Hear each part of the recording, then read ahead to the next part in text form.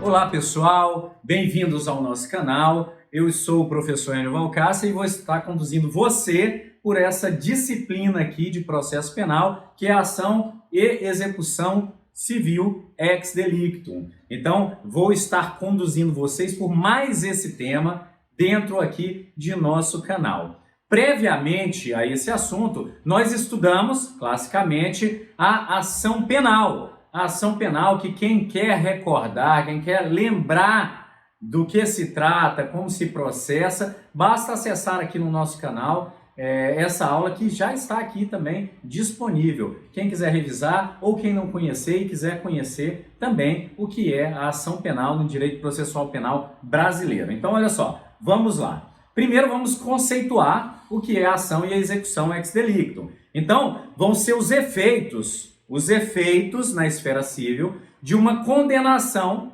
penal. Então, um dos efeitos de uma condenação penal vai ser a obrigação de indenizar.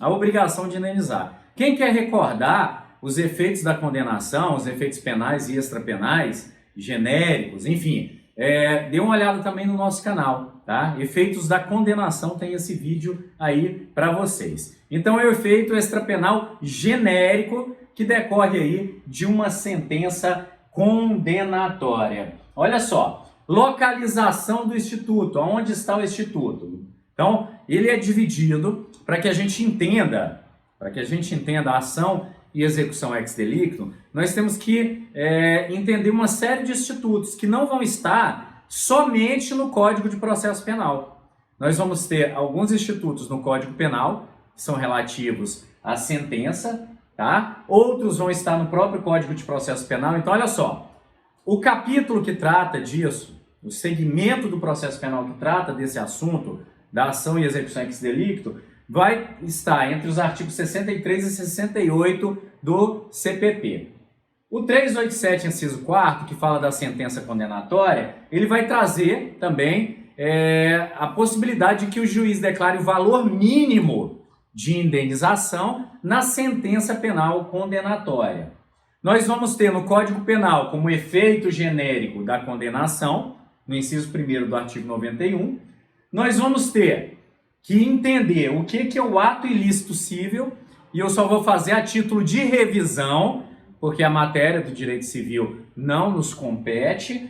O artigo 927 do Código Civil fala também da obrigação de indenizar por atos ilícitos, e nós vamos ver que muitos atos ilícitos cíveis, tá? A maioria deles vai ser correlato a um crime também, que é um ilícito penal. Vamos ver a independência das instâncias cíveis e penal, e vamos ver que a sentença penal condenatória trata-se também de um título executivo. Olha só, título executivo judicial. Então vejam, nós temos aqui dispositivos do Código de Processo Penal, do Código Penal, do Código Civil e do Código de Processo Civil, todos envolvendo essa temática que é um tanto quanto simples, né, da ação e execução civil ex delicto, que significa propriamente em razão de um delito. Então a grande ideia é essa: quando alguém comete o crime, e um crime que tem uma vítima, né, identificável, então olha só, por exemplo, o crime de tráfico de drogas. O crime de tráfico de drogas, a vítima, a gente fala que é a saúde pública, é a coletividade, é um ente abstrato. Então não tem uma vítima, né? Nós não temos uma vítima imediata, então não vai ter quem seja reparado naquele determinado crime. Diferentemente de, por exemplo, um crime de dano. Então, uma pessoa quebra um veículo de outra. Então vai lá e bate porque ele está com raiva daquela determinada pessoa. Nesse caso, nós temos uma vítima identificada, o proprietário do veículo. E ele, quem cometeu o ilícito penal, além de responder penalmente, vai ter que reparar esse dano também, por meio aí do Instituto da Ação Civil ex delicto. Então, vão ser os reflexos civis de um delito, o cometimento de um delito. Ok? Vamos aí, então, à diferenciação entre o que é o ilícito penal e o ilícito civil. Então, há uma diferença, mas há um ponto de convergência entre eles. Olha só, Para que nós lembremos, primeiro, o ilícito penal, que nós estudamos lá na teoria geral do delito, é uma conduta que tem todos os elementos para se aperfeiçoar o cometimento de um crime. Então, olha só, é um fato típico, antijurídico e culpável. Quem quiser rever as teorias, tá? Teoria tripartite, bipartite, causalista, finalista, enfim, dá uma olhada também no canal. Então, olha só, o delito é o quê? É o cometimento de uma conduta típica, antijurídica e culpável. É isso. Uma conduta que tem que ser prevista em lei anterior e que tem uma combinação legal anterior também. Então, a lei não retróage para prejudicar, enfim, aqueles conceitos gerais do direito penal. O ilícito penal também, ele deve ser previsto em lei clara, taxativa, ou seja, se subtrair a coisa alheia móvel for um ilícito penal, tem que estar descrito em um tipo penal. A conduta no tipo, no preceito primário do tipo e a sanção no preceito secundário do tipo. Então, subtrair coisa alheia móvel é um ilícito penal por quê? Porque é uma conduta descrita no artigo 155 do Código Penal. Traficar drogas é uma conduta penal por quê? Porque está descrito no artigo 33 da Lei 11.343 de 2006. Enfim, para que seja um ilícito penal, tem que haver uma previsão da conduta, uma previsão que seja anterior ao cometimento do fato e que seja clara, que descreva com clareza aquela conduta, ação ou omissão que seja proibida em lei. Por sua vez, o ilícito civil, ele está previsto genericamente no Código Civil. Então vejam só, o ilícito penal, o delito, né, ele está previsto como uma conduta descrita de forma detalhada. Então, subtrair alguém, subtrair coisa alheia móvel. Percebem? A conduta descrita em detalhe. Então, quem subtrai uma coisa alheia móvel de forma ilícita e culpável, responde por aquele crime. O ilícito civil não, olha só. 186 e 187, eles vão nos falar o que é o ilícito civil. E olha como ele é genérico. É qualquer ação ou omissão voluntária, qualquer negligência ou imprudência também. Então, olha só, ação ou omissão, negligência ou imprudência em que se violem direitos e causem danos, ainda que moral. Então, vejam, vai abarcar uma série de condutas humanas que não vão estar descritas taxativamente. Então, algo que viole o direito de outrem, ainda que moral, vai ser considerado um ilícito civil. E vai ensejar o quê? Vai ensejar reparação. Então vejam a diferença. Não há uma pena estipulada, não há uma conduta descrita, bastando que a ação ou omissão, a negligência ou imprudência violem direitos e causem danos a outrem. Perceberam? Então, um atendimento errado em uma determinada loja pode ser um ilícito civil, não é? Se causar o quê? Dano, ainda que moral. A negativação do nome, enfim, não está descrito em um tipo, mas genericamente descrito no 186. E o 187 complementa. Ainda que o exercício do direito seja lícito, se houver um excesso no exercício desse direito, configura-se também em ilícito civil. Então, vejam só. Um crime pode ser ao mesmo tempo um ilícito penal e um ilícito civil. Percebem? Olha só, vamos ver o furto. Subtrair coisa alheia móvel. Lá no Código Penal é descrito, artigo 155. É um ilícito penal, tem uma consequência jurídico penal, a pena. E tem uma consequência secundária. Para abreviar a questão, a sentença que condena penalmente, ela já determina a indenização civil. Por quê? Porque alguém que subtraiu algo de outrem também cometeu, olha só, uma violação de direito e causou um dano. Percebem? Então, a condenação penal já vai servir para reparação civil também. Então, é a forma como há uma interação aí entre a reparação penal, que é a pena, é a sanção penal, que não é uma reparação individualizada, e a reparação civil, que é uma reparação individualizada. Olha o que fala o Código Civil, então. Quem comete um ilícito civil, tá? Ele deve indenizar. Então tá lá no artigo 927. Então, se comete-se um ilícito que causa dano a outrem, ainda que moral, é obrigação indenizar. Penalmente, o artigo 91, inciso 1º do Código Penal, fala que é um efeito da condenação a obrigação de indenizar. Então vejam, todo ilícito penal que tem uma vítima definida, uma vítima imediata, é também um ilícito civil. Mas nem todo ilícito civil é um ilícito penal. Percebem? O ilícito civil só é penal também quando há uma conduta prevista em alguma legislação penal, seja o Código Penal ou alguma legislação extravagante. Vamos então estudar agora, gente, o sistema que foi adotado pelo nosso Código de Processo Penal. Então, nós temos um pequeno sistema adotado em nosso Código de Processo Penal, já está anotado, as legislações que eu passei aqui para vocês, não é? Que tratam dessa ação ou execução ex delicto. Primeiro, vamos entender a legitimidade. De quem é a legitimidade ou para propor a ação ou a execução ex delicto. Veja só. Primeira coisa que nós temos que deixar claro aqui. O juiz vai determinar o valor mínimo para indenizar na sentença quando isso for pedido na inicial. Por força de quê? Por força do princípio do contraditório. O juiz só pode sentenciar aquilo que foi pedido e contraditado, em que se possibilitou a ampla defesa. Então, primeiro ponto.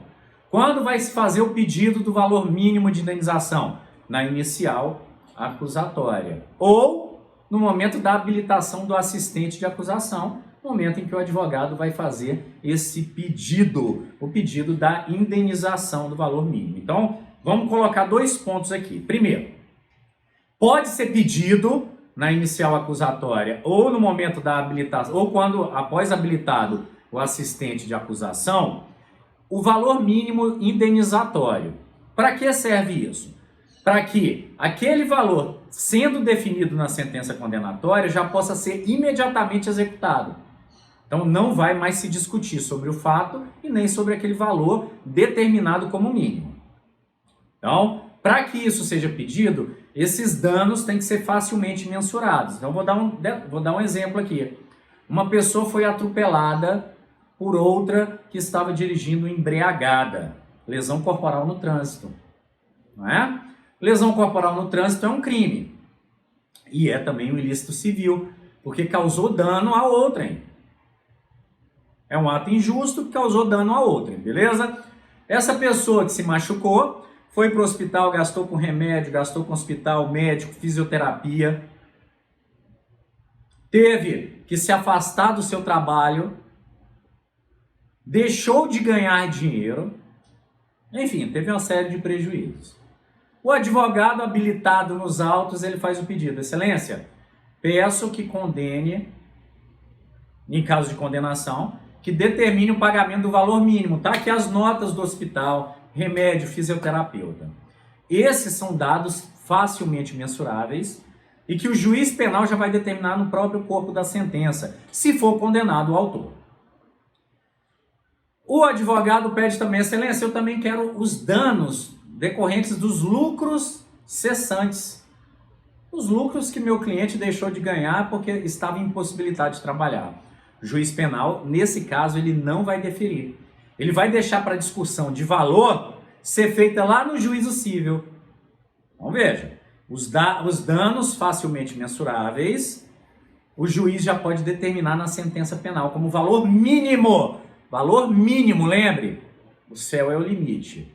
O valor adicional em uma ação de liquidação após a sentença condenatória pode ser pleiteado no juízo civil. E o que é que se vai discutir no juízo civil depois? Não se aconteceu o fato.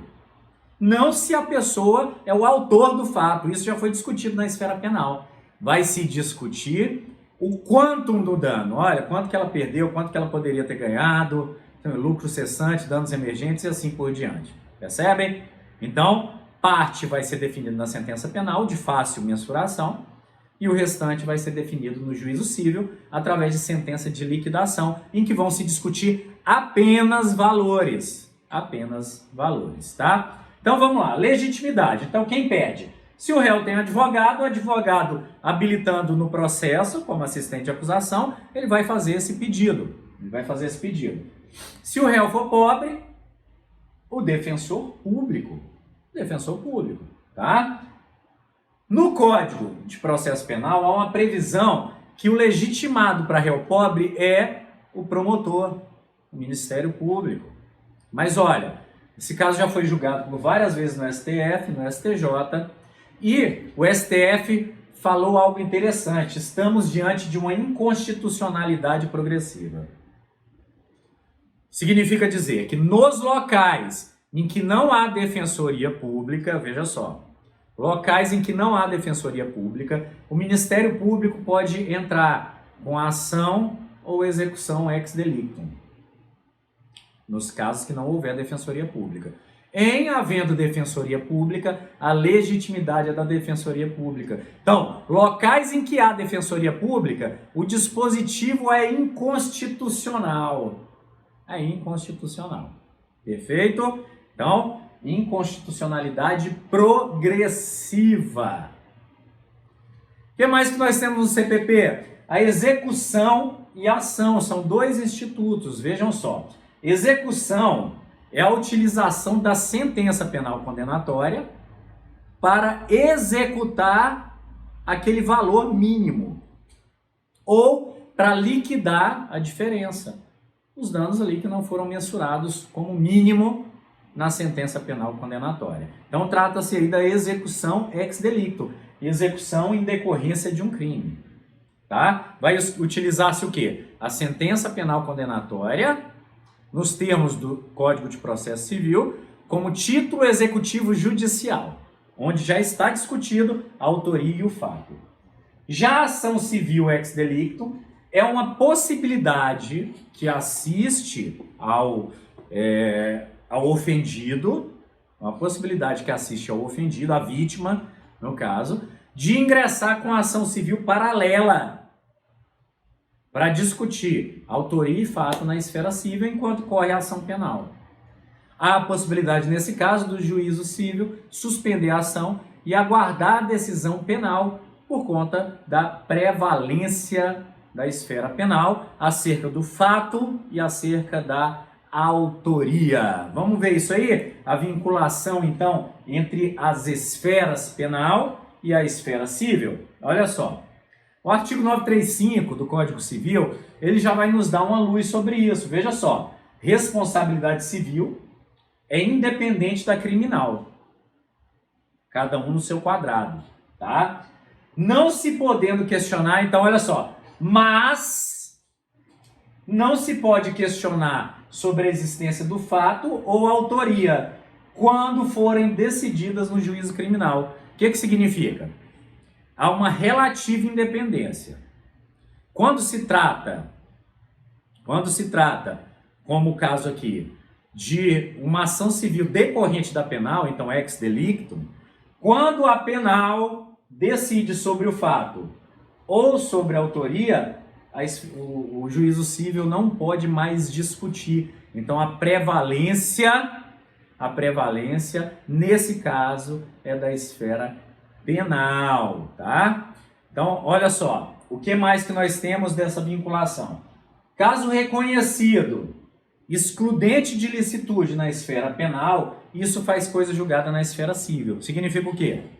Se alguém comete um fato típico em legítima defesa, isso não é crime. É um excludente de licitude, é legítima defesa. O juiz penal, reconhecendo a legítima defesa, que é um excludente de licitude, ele vai absolver o réu e a vítima não vai poder discutir mais isso na esfera civil. Tá? Então faz coisa julgada na esfera civil. Caso a absolvição penal se dê no indúbio pro réu, a dúvida não vincula a esfera civil. Então, olha só. O juiz absolve o réu por dúvida se ele cometeu ou não cometeu aquele crime.